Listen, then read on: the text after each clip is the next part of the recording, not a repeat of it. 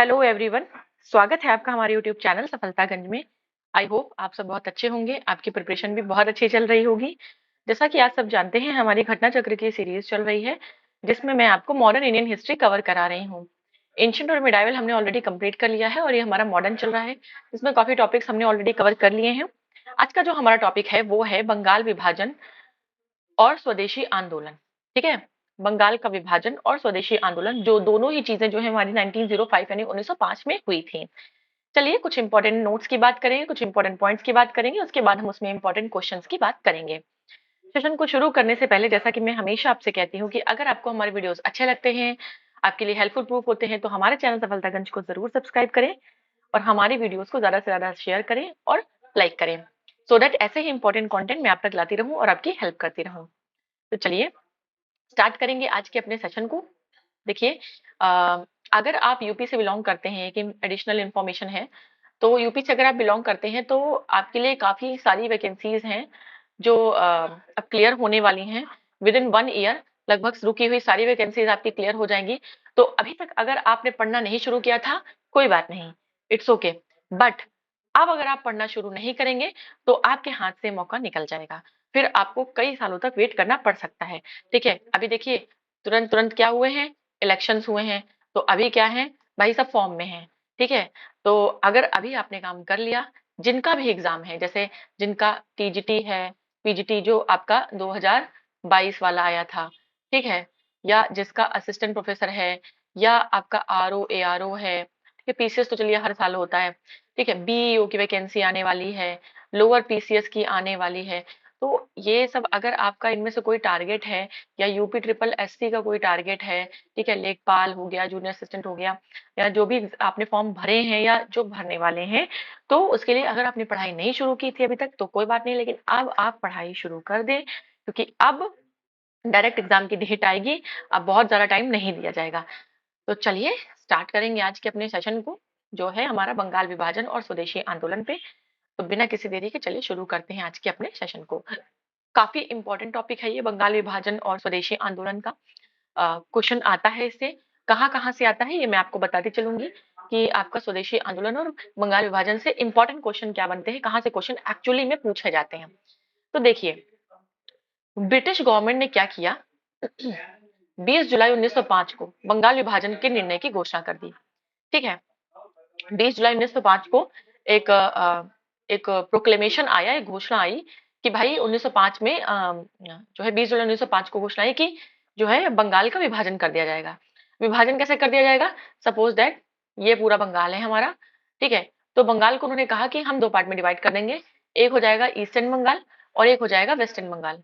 ठीक है, अब कह रहे हैं कि जो ईस्टर्न बंगाल है वो जो है वहां पर जो मैक्सिमम पॉपुलेशन होगी वो मुस्लिम होगी। ठीक है, और जो वेस्टर्न बंगाल है उसमें क्या होगी, हिंदू होगी। मतलब एक तो हो गया कि रिलीजन के बेसिस पे आप डिवाइड कर दे रहे हैं। ठीक है, दूसरी चीज, जो उस समय का वाइसराय था वो कौन था, वो था लॉर्ड कर्जन। ठीक है, लॉर्ड कर्जन ने क्या कहा, क्या दलील दी, कि रीजन दिया कि मैं बंगाल का विभाजन इसलिए कर रहा हूँ, मतलब बंगाल का जो विभाजन है वो इसलिए किया जा रहा है क्योंकि बंगाल का जो एरिया है वो बहुत ज्यादा बड़ा है। जब हम दोनों पार्ट को मिला लेते हैं, ईस्ट और वेस्ट, तो ये पूरा बंगाल है, तो बंगाल का जो एरिया है वो काफी ज्यादा बड़ा है। ठीक है, तो इसके एडमिनिस्ट्रेशन में हमें बड़ी प्रॉब्लम होती है, मतलब इसके प्रशासन में हमें बड़ी प्रॉब्लम होती है। तो इस प्रशासन को आसान करने के लिए, ठीक है, तो हम बंगाल का विभाजन कर देंगे। तो क्या होगा कि एक प्रशासन आपका ईस्ट बंगाल हैंडल कर लेगा, एक वेस्ट बंगाल हैंडल कर लेगा, तो आपका बंगाल जो है इजिली हैंडल हो जाएगा, उसमें एडमिनिस्ट्रेशन बहुत आराम से हो जाएगा। लेकिन जनता बेवकूफ तो है नहीं, जैसे इस बार के इलेक्शन में जनता बेवकूफ तो थी नहीं, बहुमत बहुमत बहुमत हो रहा था। देखिए, राजा, देखिए बहुमत नहीं मिला, ये बहुत अच्छा हुआ। अगर बहुमत से गवर्नमेंट जीत जाती है, अगर कोई राजा जो होता है वो निर्विरोध बनता है, याद रखिएगा, तो राजा क्या हो जाता है, राजा जो है वो निरंकुश हो जाता है। निरंकुश मतलब समझ रहे हैं, उस पर कोई मतलब रोक टोक रह नहीं जाती है, एक तरीके का क्या हो जाता है, डिक्टेटरशिप हो जाती है। इसलिए जो कॉम्पिटिटर है आपका, जो सामने वाला ओपोनेंट है, अपोजिट पार्टी है, वो स्ट्रांग होनी चाहिए। हमेशा एक हेल्दी कंपटीशन वही होता है जब आपका कॉम्पिटिटर ना आपके बराबर स्ट्रांग होता है। अगर आपका कॉम्पिटिटर आपके बराबर स्ट्रांग नहीं तो काहे का कॉम्पिटिशन, है ना? अगर बहुमत से सब कुछ हो जाता तो किस बात का कॉम्पिटिशन। तो यहाँ पर एक एक कांटे की टक्कर ने ये प्रूव किया कि जनता जो है ना बेवकूफ नहीं है। ठीक है, उसको भी अपने डिसीजंस लेना आता है। आप देखिए, एक होता है कि लटक लटक के बनना किसी चीज, ठीक है, भले ही वो पीएम बन गए, लटक लटक के बनना होता है। एक होता है बहुमत से, बहुमत से जब बनता है इंसान, तो आप समझिए यहाँ पर कोई पार्टी स्पेसिफिक या कोई वैसी बात नहीं हो रही है। यहाँ पर बात ये हो रही है कि बिल्कुल सही हुआ कि जो है बहुमत वाला सीन नहीं हुआ। ये हमारे ही लिए अच्छा है। बहुमत वाला सीन नहीं हुआ तो क्या हुआ, डर गए। आगे के इलेक्शन के लिए लोग डर गए। अब क्या होगा, जो काम उन्होंने पिछले सालों में नहीं किए वो सारे काम अब होंगे, स्टेट्स में भी होंगे। ठीक है, तो ये हमारे लिए अच्छा है ये चीज, और हमें अपना अच्छा देखना है। ठीक है, ये हमारे लिए अच्छा है। चलिए खैर, पार्ट हम अपने टॉपिक से भटक गए थे। तो 20 जुलाई 1905 को क्या हुआ, बंगाल का विभाजन कैसे करना था ये मैंने आपको बता दिया कि वो किस तरीके से बंगाल को विभाजित करना चाहते थे, और क्यों चाहते थे कि बंगाल पार्टीशन ऑफ बंगाल हो। ठीक है, और इससे पहले मैं आपको बहुत सारी वीडियो में बता चुकी हूँ कि बंगाल को ये लोग वीक क्यों करना चाहते थे, क्योंकि जितने भी आपके इंटेलेक्चुअल लोग हैं, ठीक है, जितने भी रिबेलियस लोग हैं, वो मोस्टली बंगाल से उनका जन्म हुआ है। ठीक है, तो अब जो पढ़ा लिखा होगा वो तर्क करेगा, और जब तर्क होगा तो वहां पर क्रांति होगी, और क्रांति होगी तो आजादी होगी। और ये कौन नहीं चाहता था, ये ब्रिटिशर्स नहीं चाहते थे। तो 7 अगस्त 1905 को कलकत्ता के टाउन हॉल में एक ऐतिहासिक बैठक में स्वदेशी आंदोलन की घोषणा कर दी गई। कलकत्ता के में एक टाउन हॉल, एक जगह है, याद रखिएगा, इंपॉर्टेंट है ये टाउन हॉल का नाम यहाँ इंपॉर्टेंट है, याद रखिएगा। तो ऐतिहासिक बैठक वहां पर हुई। ठीक है, और आपका वहां पे स्वदेशी आंदोलन की डाइवर्सिटी, ठीक है, जो विविधता थी उसमें उसको विधिवत जो है, मतलब एक तरीके से फॉर्मल। देखिए, स्वदेशी आंदोलन का जो घोषणा है वो 1905 में की गई, लेकिन 1905 का जो कांग्रेस का सेशन था वो कलकत्ता में नहीं हुआ था। ये कलकत्ता के टाउन हॉल से आप कंफ्यूज मत होइएगा। जो सेशन था वो बनारस में एक्चुअली में हुआ था। यहाँ स्वदेशी की बात हुई थी। बनारस सेशन जो 1905 में हुआ था कांग्रेस का, वहां पर स्वदेशी की बात हुई थी, लेकिन शुरू फॉर्म जिसे कहते हैं ना, फॉर्मली एकदम औपचारिक रूप से विधिवत, तो वो कलकत्ता के टाउन हॉल से शुरू कर दिया गया।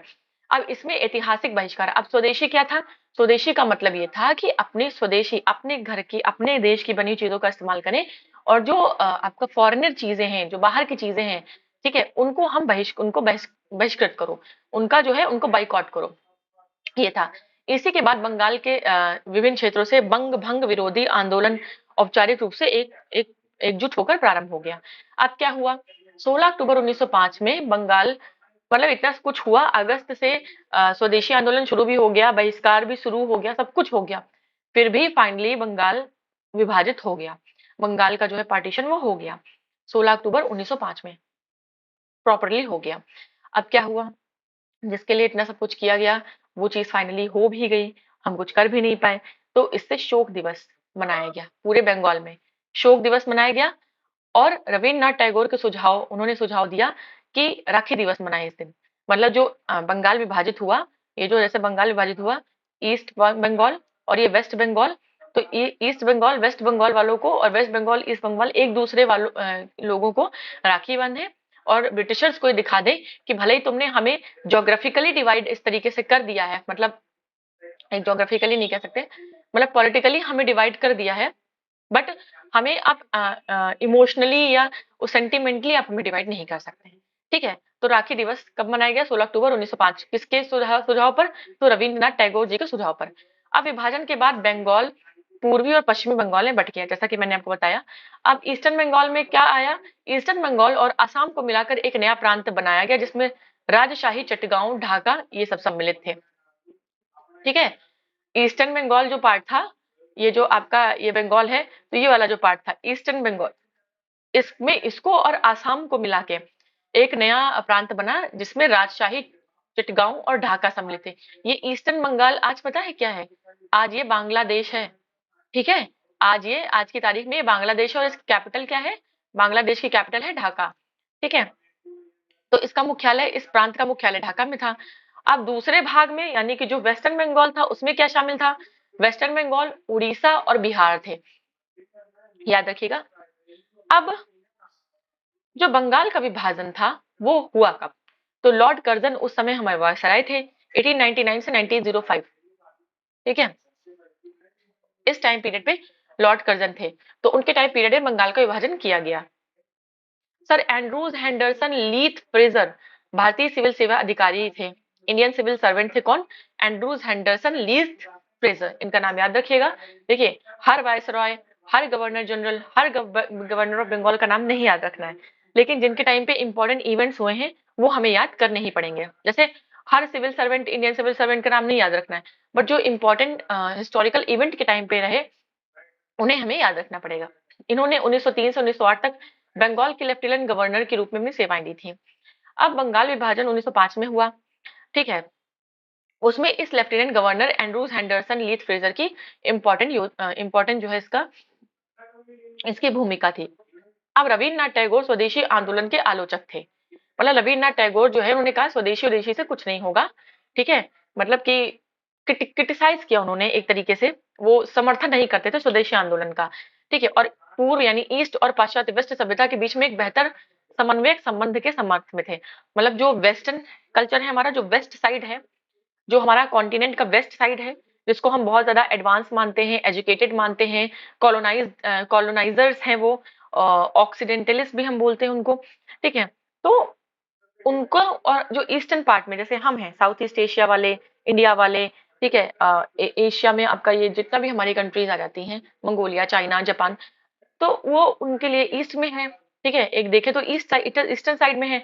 तो कहते हैं कि इन दोनों मतलब लोगों के बीच, ईस्टर्न और वेस्टर्न पार्ट के बीच में जो सिविलाइजेशन, उसके बीच में एक एक कोऑर्डिनेशन होना चाहिए, एक अच्छा संबंध होना चाहिए, ऐसा इनका मानना था। मतलब किसी को बाइकॉट करके, स्वदेशी में क्या था, बाइकॉट ही तो करना था, बाइकॉट करके कुछ नहीं होगा, ऐसा उन्होंने माना, ठीक है। उनका मानना था कि पश्चिम ने पूर्व को समझने में गलती की, मतलब वेस्ट ने ईस्टर्न को नहीं समझा, और दोनों के बीच में एक कंफ्यूजन है, ठीक है। इसका मतलब ये नहीं है कि ईस्टर्न पार्ट भी जो है वेस्टर्न पार्ट को ना समझे, ठीक है, मतलब एक पागल है तो दूसरा पागलपन ना करे, ये वाला एक सीधी भाषा में कहने का मतलब है। अब बंगाल विभाजन के प्रस्ताव के विरोध में बांग्ला पत्रिका संजीवनी निकली। संजीवनी किसने निकाली? कृष्ण संपादक कृष्ण कुमार मित्र ने, ठीक है, 13 जुलाई 1905 में इसके अंक में सर्वप्रथम सुझाव दिया कि लोगों को सारे ब्रिटिश माल का बहिष्कार करना चाहिए। तो संजीवनी एक पत्रिका थी जो बंगाल विभाजन के प्रस्ताव के विरोध में छापी गई, और संपादक उसके कृष्ण कुमार मित्र थे, और इसमें स्वदेशी को सपोर्ट किया उन्होंने, और शोक मनाना चाहिए, और सरकारी अधिकारियों, सरकारी संस्थाओं से सभी संपर्क तोड़ लेने चाहिए। उनके सुझाव का समर्थन बागेरहाट जिला खुलना 16 जुलाई 1905 की जनसभा द्वारा किया गया।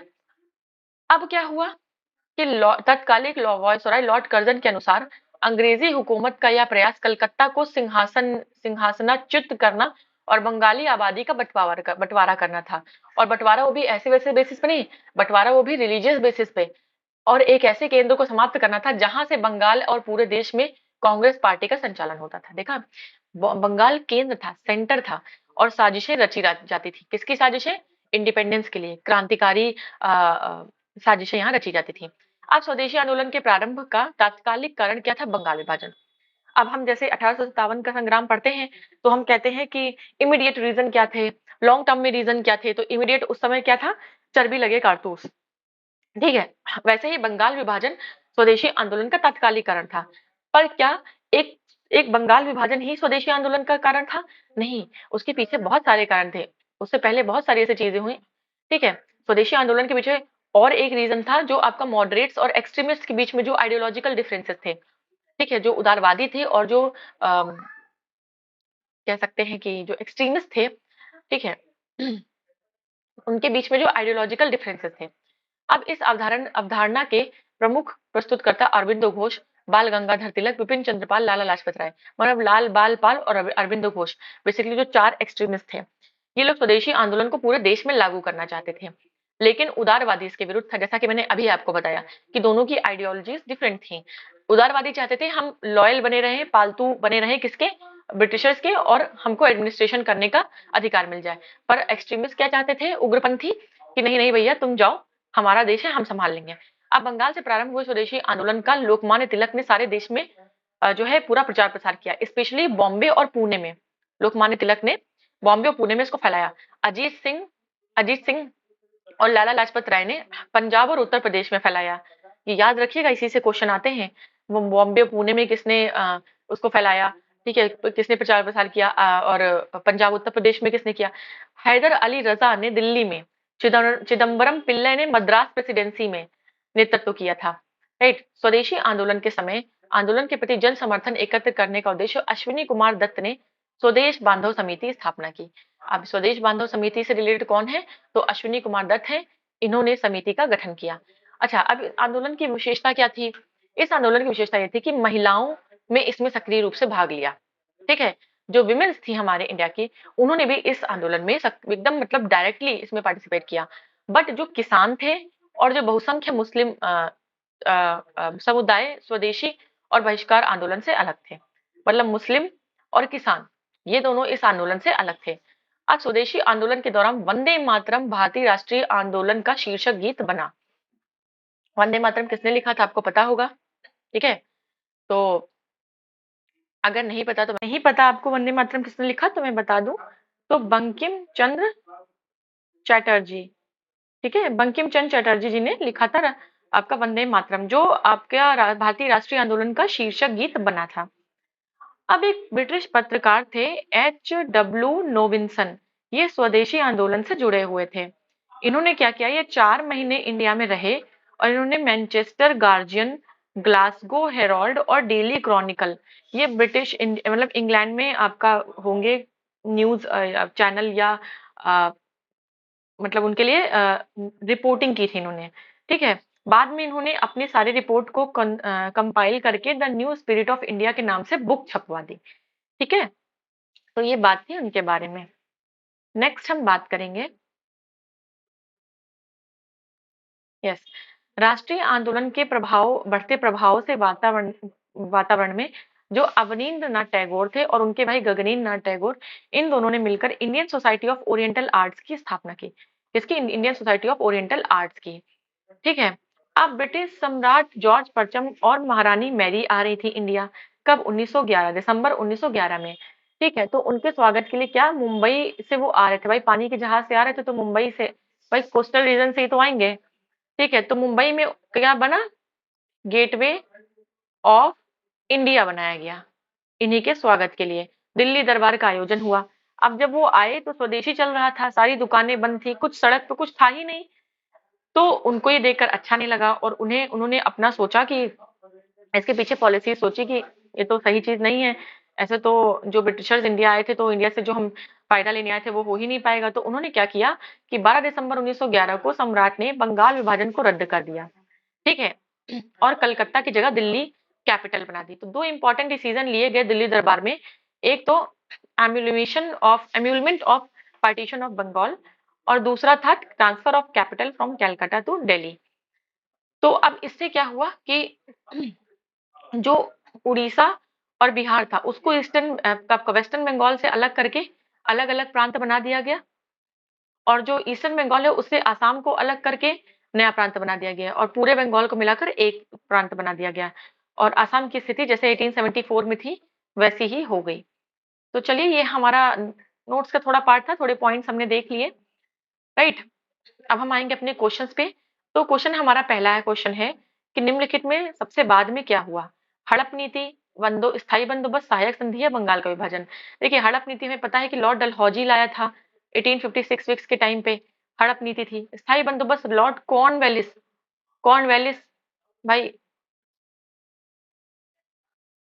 कॉर्नवालिस लाया था, 1792 की बात है, 1793 की बात है। सहायक संधि ये वेलेजली के टाइम की बात है। अब बंगाल विभाजन 1905, तो ये सबसे न्यू, सबसे जल्दी, सबसे रिसेंट में, सबसे बाद में यही हुआ था। तो ये देख लीजिए आप एक्सप्लेनेशन कब क्या हुआ था। 1793 में कॉर्नवालिस स्थायी बंदोबस्त यानी जमींदारी व्यवस्था लाए। वेलेजली 1898 से लेकर 1805 तक इन्होंने जो है सहायक संधि का यूज किया। और दूसरा है तीसरा है लॉर्ड डलहौजी ने अपना हड़प नीति का यूज किया, और बंगाल विभाजन 1905 में हुआ। राइट। नेक्स्ट है बंग भंग विरोधी आंदोलन का प्रारंभ किस तिथि को हुआ। तो बंग भंग विरोधी आंदोलन जैसे ही बंगाल का विभाजन हुआ शुरू हो गया था 7 अगस्त 1905 को। राइट। नेक्स्ट है हमारा, नेक्स्ट क्वेश्चन होगा हमारा, भारतीय स्वतंत्रता संग्राम के संदर्भ में 16 अक्टूबर 1905 निम्नलिखित कारणों में से किसके लिए प्रसिद्ध है? कलकत्ता के टाउन हॉल में स्वदेशी आंदोलन की औपचारिक घोषणा की गई, बंगाल का विभाजन हुआ, दादा भाई नौरोजी ने घोषणा की कि भारतीय राष्ट्रीय कांग्रेस का लक्ष्य स्वराज्य है, या लोकमान्य बाल गंगाधर तिलक ने पूना में स्वदेशी आंदोलन प्रारंभ किया। तो देखिए 16 अक्टूबर 1905 रिलेटेड है राखी दिवस। राखी दिवस इस दिन मनाया गया बंगाल विभाजन के लिए। तो बंगाल विभाजन इसका मेन कारण है, इसी से रिलेटेड है आपका 16 अक्टूबर। नेक्स्ट है बंग भंग के बाद कौन सा आंदोलन शुरू हुआ? तो बंग भंग है आपका स्वदेशी आंदोलन शुरू हुआ, राइट। चलिए नेक्स्ट है बंगाल विभाजन की घोषणा कब की गई? देखिए घोषणा हुई थी 19 जुलाई 1905 को, हुआ था 7 अगस्त 1905 को, राखी दिवस मनाया गया 16 अक्टूबर 1905 को। बस 3 डेटें हैं, 3 डेटें आपको बंगाल विभाजन से रिलेटेड याद रखनी है। नेक्स्ट है 1905 में बंगाल विभाजन किस वायसराय के टाइम पीरियड में हुआ था? तो लॉर्ड कर्जन ने किया था, लॉर्ड कर्जन के टाइम पीरियड में ये हुआ था। चलिए नेक्स्ट क्वेश्चन पे आएंगे हम। नेक्स्ट क्वेश्चन है हमारा कि बंगाल का विभाजन करने वाला गवर्नर जनरल कौन था? तो लॉर्ड कर्जन था, राइट। लॉर्ड कर्जन था, बंगाल का विभाजन इसी ने किया था। नेक्स्ट होगा बंगाल के विभाजन के समय बंगाल का लेफ्टिनेंट गवर्नर कौन था? देखिए गवर्नर जनरल तो आपका कर्जन था या वायसराय कर्जन था, बट जो लेफ्टिनेंट गवर्नर था वो सर एंड्रूज फ्रेजर था। एंड्रूज फ्रेजर, एंड पूरा नाम था Andrews Henderson Leith Fraser, right. Indian civil servant था। नेक्स्ट है निम्नलिखित में से किसने बंगाल के विभाजन यानी 1905 के विरोध में हुए आंदोलन का नेतृत्व किया था? तो सुरेंद्र नाथ बनर्जी जी ने नेतृत्व किया था, राइट। नेक्स्ट है निम्नलिखित में कौन स्वदेशी आंदोलन का आलोचक था? मतलब स्वदेशी को सपोर्ट नहीं करता था और कहता था कि जो पूर्व और पाश्चात्य के बीच में एक बेहतर संबंध का समर्थक था। तो ये स्टेटमेंट था आपका रविन्द्रनाथ टैगोर जी का, राइट। रविन्द्रनाथ टैगोर जी कहते थे कि ईस्ट ने वेस्ट को मिसअंडरस्टूड किया है, तो वेस्ट ने ईस्ट को मिसअंडरस्टूड किया है, तो जरूरी नहीं कि ईस्ट वेस्ट को मिसअंडरस्टूड करे, ठीक है। तो एक अच्छा कोऑर्डिनेशन, एक अच्छा हेल्दी रिलेशन हमारे बीच में होना चाहिए। तो ये बात थी। चलिए बढ़ेंगे अपने नेक्स्ट क्वेश्चन पे। क्वेश्चन है हमारा कि बंगाल में ब्रिटेन की वस्तुओं के बहिष्कार का सुझाव सबसे पहले किसने दिया था? तो हमने पढ़ा कि कृष्ण कुमार मित्र ने एक अपनी पत्रिका का संपादन किया था जिसका नाम था संजीवनी, है ना, संजीवनी। तो इसके माध्यम से उन्होंने दिया था। नेक्स्ट है ब्रिटिश वस्तुओं के बहिष्कार को राष्ट्रीय नीति के रूप में कब अपनाया गया था? राष्ट्रीय मतलब बहिष्कार यानी स्वदेशी को अपनाइए, विदेशी का बहिष्कार करिए। तो 1905 में स्वदेशी आंदोलन की शुरुआत के साथ हुआ था ना। चलिए नेक्स्ट है हमारा कि बंगाल का विभाजन मुख्यतः क्यों किया गया था? हिंदू मुसलमानों को विभाजित करने के लिए, प्रशासनिक सुविधा के लिए, बंगाली राष्ट्रवाद की वृद्धि को दुर्बल करने के लिए, या बंगाल के विकास के लिए? देखिए विकास तो वो चाहते ही नहीं थे, प्रशासनिक सुविधा तो उनका पॉइंट ऑफ व्यू था, एक्चुअल बात ये थोड़ी ना थी। हिंदू मुसलमान था लेकिन हिंदू मुसलमान प्राइमरी चीज नहीं थी। एक्चुअली में उनको बंगाली राष्ट्रवाद की वृद्धि को दुर्बल रहा था। जो बंगाल जो सेंटर था सारी इंटेलेक्चुअल एक्टिविटीज का, सारी रिबेलियस एक्टिविटीज का, उसको उनको उसका दमन करना था।